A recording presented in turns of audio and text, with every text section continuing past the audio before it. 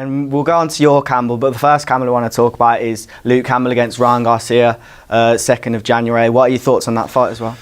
It's an interesting fight, and I think, you know, my old team of Golden Boy could have bitten off a bit more than they can chew. I mean, Garcia is a bit of a speed merchant, you know, he's a young kid coming up, all the flash, you know, and you know, and all that stuff. But they might have bitten off a bit more than they can chew. Luke Campbell, you know, you've seen the people that he's been in with, you know, Lomachenko, you know what I mean, tall, southpaw, with the amateur background that he's had and the, you know, professional experience that he's got now. He's been there, seen and done it. He's got the T-shirt, you know what I mean. And I just think he might have a little bit more, you know, it's not.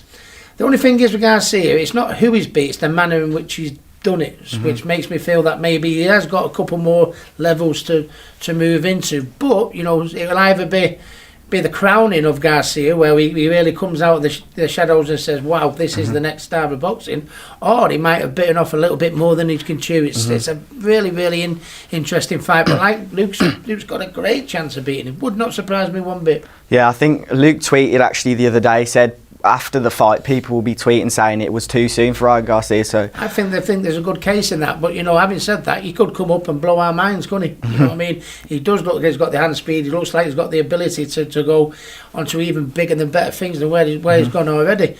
And I think if that's going to be the case, we'll know a lot more come Saturday when he fights Luke. And obviously onto your Campbell Hatton. How did he find his first media week, shadow boxing in the ring? How did he sort of find that first week?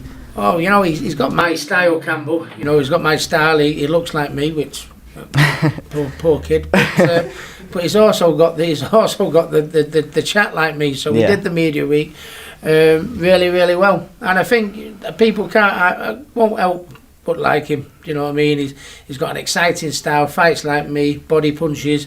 He's got you know, every time I put him up with one, he's got a one line. He's always got an answer back at you. But he's a good kid. He's got a great sense of humour, great fighting style. He's a good kid, no airs and graces, you know. And you know, it's just what happened with me. You know, people like me because of the way I fought, because of my attitude, because of the way I was with my opponents, the way I was with people. And he's exactly the same. I wouldn't have brought him up any different. I wouldn't have expected any different from him. And I think the minute you know, he's always going to have that Ricky Hatton's son over his head, you know, and everything like that. But I think once he has a few fights under his belt and people see the type of fighter he is and how exciting he is, and more when they stick one of them under his chin and they see what type of lad he is, you know what I mean? I'd like to think they'll love him like they loved me. And he's got a great team behind him in Matchroom. He's got me and Matthew backing him, looking at from the boxing side of things, and that is, he's got a wonderful, wonderful opportunity. And sooner or later, he'll have to do it. We'll have to step out the ring and he'll have to do it himself. And I think when he gets that chance, I don't think he'll be found wanting.